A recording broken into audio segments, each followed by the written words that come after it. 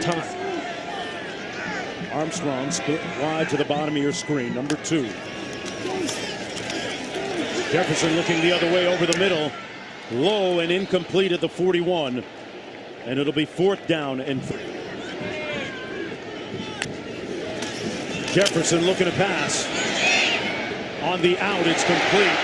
Armstrong made a move, going to be brought down. No timeouts remaining.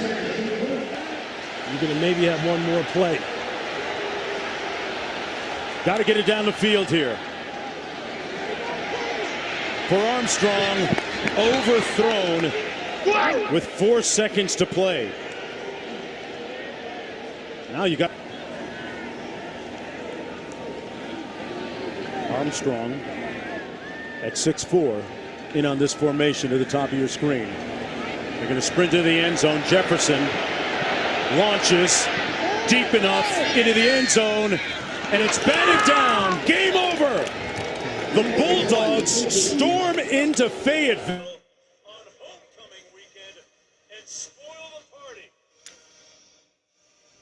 Just enough. Just the right stuff. As they win it 7-3. Arkansas Razorbacks took another loss for their 6th straight loss of the season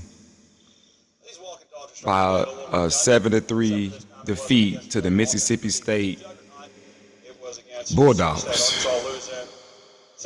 Another tough loss.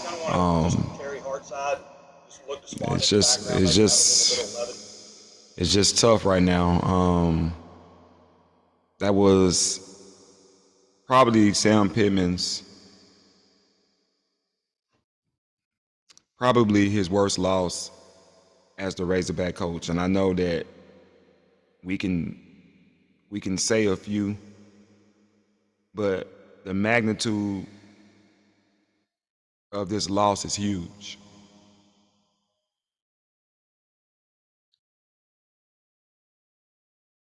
So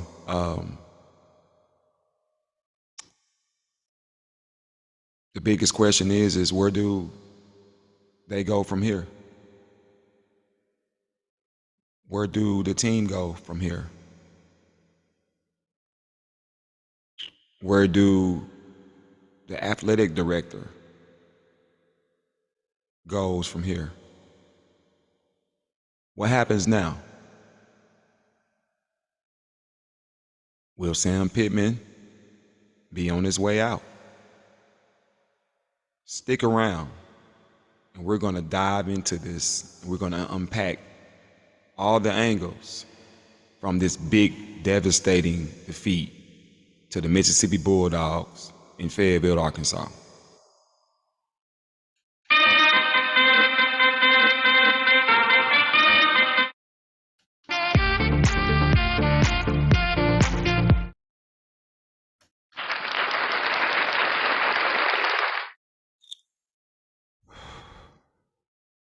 Welcome to the Press Box. I'm your host, Cee Will, your #1 Razorback sports information platform, your #1 place to vent, your #1 place to express your concerns. So make sure you drop a comment. Make sure you give us a like if you like the platform that we have for you to vent out your problems, because I know you guys are frustrated. I know the fans have been frustrated, but now we know that it's at an all-time boiling point. And I don't really have answers. I don't know. But I do know that everybody has something to say. And we encourage you to say it here. We want you to speak your piece. I want you to feel like that, I am here and I'm listening, and we want to talk about it. So make sure that you give us a thumbs up, and go ahead and like the channel, The Press Box 247 with Cee Will.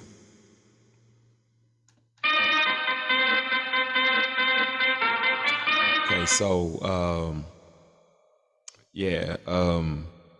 I don't want to start, too much of the, finger pointing. I mean, we know that we can do that, but the way that the schedule was set up, you had those 4 games in a row on the road against those legitimate teams, and you competed your asses off. Excuse my French. You competed your asses off. You went out, you fought against the odds against LSU in the swamp, and you came all the way to a last-second field goal from, possibly forcing overtime. 17-point underdogs.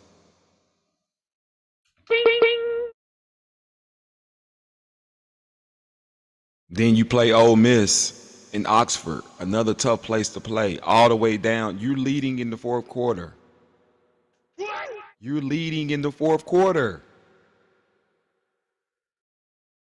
And you lose with dignity. I don't understand that. How do you lose with dignity against teams that are good? Then you go to Tuscaloosa last week. In Tuscaloosa,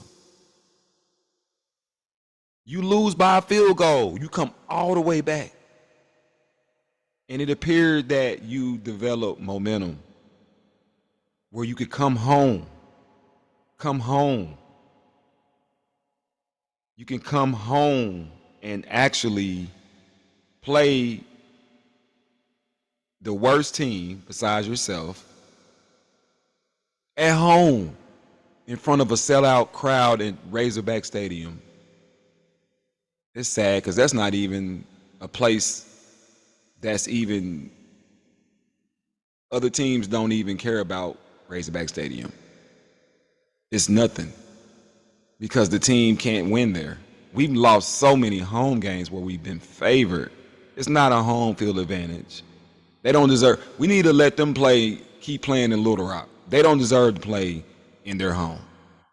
The home is too good for them. Yeah, I said it. They don't deserve to play at home. For all the home losses that and then we losing to teams that's not even good at home. If anything that will get Sam, it's losing those games that you're supposed to win at home. If anything that'll get Sam Pittman up out of here, it's going to be that. Because you can't lose home games. You know how much money the university has put into the facilities. Walmart, all the boosters. Like, we deserve better than this, man. This is not acceptable. It's just not. You don't just come home after a 4-game, schedule where you're playing all those tough teams and you come home and you lay an egg. That's sad, man. I really do feel bad. I don't feel bad, but I do feel bad for Coach because the heat is really on now. The heat is really, really on right now. Because Mississippi State is the worst team in the league. And for you to only be able to score 3 points against them, it shows how bad the offense really is. So,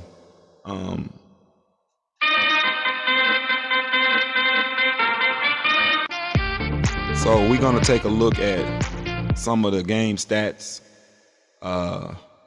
So So we can just kind of take a look at how bad this game really was.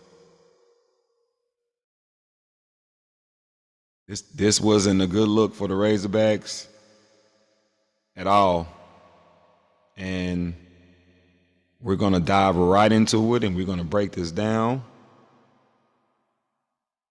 Okay. Here we go. Okay, so we see,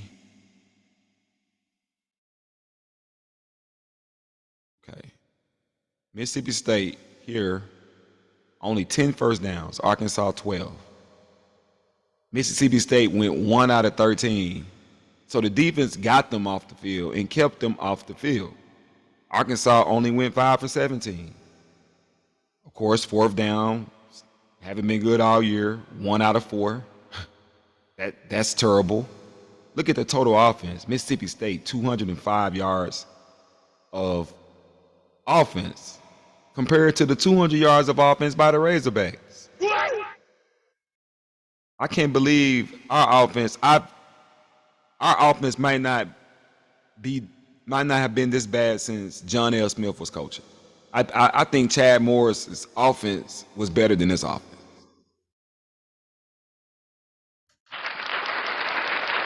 This is pitiful. Look at the passing yards. 85 yards for Mississippi State, 97 for us. We're talking about through 4 quarters. But see, the difference is look at Mississippi State. 8 out of 12 for 85 isn't that bad. That's a 7.1 yard average per throw. Look at the Razorbacks. 31 passes for 97 yards. 3.1 yards per throw. That means that KJ was not getting any time to throw whatsoever. So 31 passes for only 97 yards. That is horrible. Like, let's look at rushing. 120 for Mississippi State. 103 for us. 36 carries for them. 37 for us. 3.3, 2.8. Both teams are horrible. Like, this is how bad this loss is. You have to laugh to keep from crying. Like, this is horrible.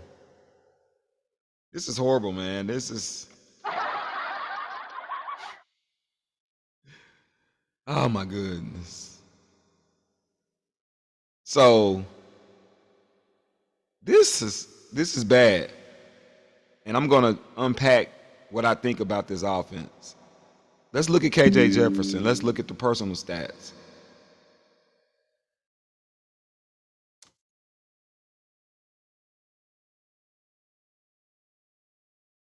KJ Jefferson went 19 out of 31 for 97 yards, a 15.6 QBR, 0 touchdowns, and only 1 interception. But that was one too many. Look at the running game. KJ, 16 runs for only 38 yards, 2.4 yards per carry. The Binion, 14 for 47, 3.4. His longest run was only 8. Man, I'm playing all the running backs that have not played all year.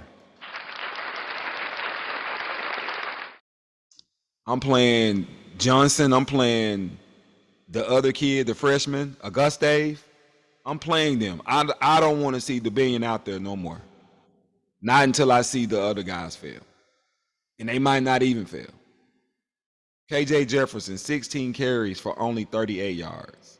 That's only 97 plus 38. That's only 135 yards worth of offense. That's pitiful. We got 1 sack today.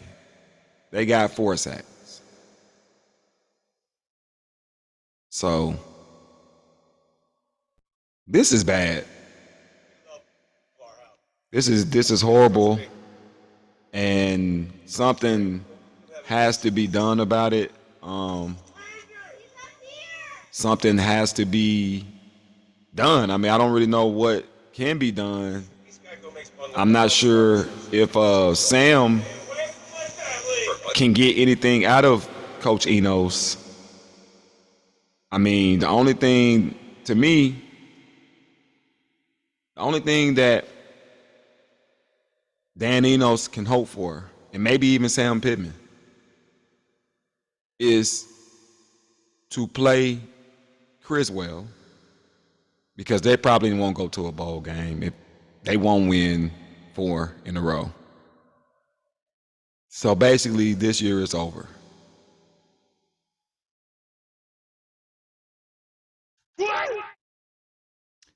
This year is over. KJ had 8 games. Nothing's gotten better. Now is the time to play the other guy, because the other guy is something that KJ isn't. And I'm not gonna bash KJ. I'm just saying it's time. It's time. It's time to see what your future has. I think that the athletic director, I think that us fans, we need to see what the future is going to be like. If we're going to still have faith in Coach Pittman and have faith in what he's doing in terms of with the offense and Dan Enos, the future, because the future may be brighter than today. Because changing KJ Jefferson out of a system that's totally different after his 3rd year probably wasn't gonna fly anyway, so and that cost you this season, because you can't just do that. You can't do that. You have to, you have to give the quarterback the best opportunity, and you can't change up something after his 3rd year and say this is what we're gonna do. So I hate it for KJ. His draft status has failed as a quarterback. They probably wouldn't even let him play quarterback anymore. And it's sad because it didn't have to happen. He could have left and went to Kendall Brown, went with Kendall Browse to TCU and been starting, playing the same system. But he chose to stay and he trusted Coach Pittman. But it didn't work out. But Coach Pittman, even though it's looking bad now, if he plays this guy Criswell and the offense look more, miraculously better, like night and day, to where like, wow, this kid really has it. Like, we need to see that so we'll feel better about him. Because if we keep seeing the offenses struggle the way that they struggle today, if we keep seeing that type of performance, he's not going to last. We're not going to want to see next year. We need to see a sneak peek of what the future may hold. And if Criswell is able to function with this offense, then maybe it's not the offense. Maybe it's the quarterback. So it's time to shake it up now,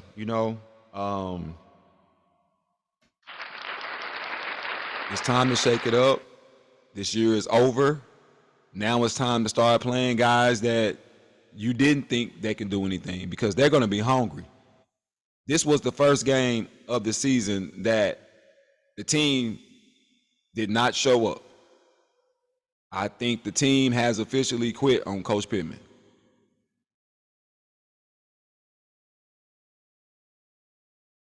They have officially quit.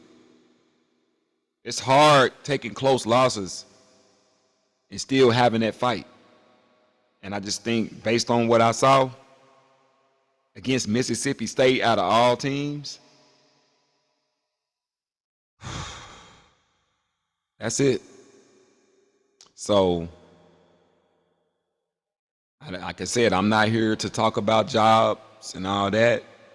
All I'm saying is, right now, my next show I might go into more on Sam Pittman and his security and all that. But we don't deserve to get the type of football, the type of product that they've been putting out on the field. We don't deserve that. They owe us. They owe us big. And I don't want to see KJ Jefferson in this offense no more. I don't know about you guys, but I'm good. Like, this ain't it. So sometimes change is good, especially when there's nowhere else to go. So I say that it's time for a change, and let's see what the other guys got, because this year is gone. So there you have it, from my opinion. It's a tough loss, and it's just tough to watch as a true fan. So go ahead and give me a comment. Tell me what you think. I want to hear from you guys. I want to hear, how y'all feel about the future and what you think that needs to be done, and how do you feel about seeing Criswell? How would you feel if Criswell was able to run Danny Enos' offense? Would that be a reason to possibly still stick with it? I mean, what do you think? So go ahead and make sure you give me your comment.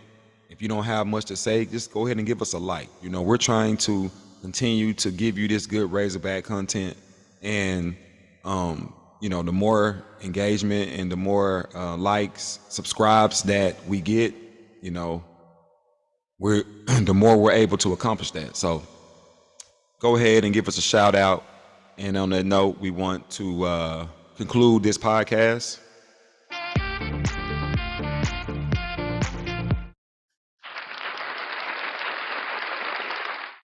I want to thank you guys for tuning in to the Razorback Report.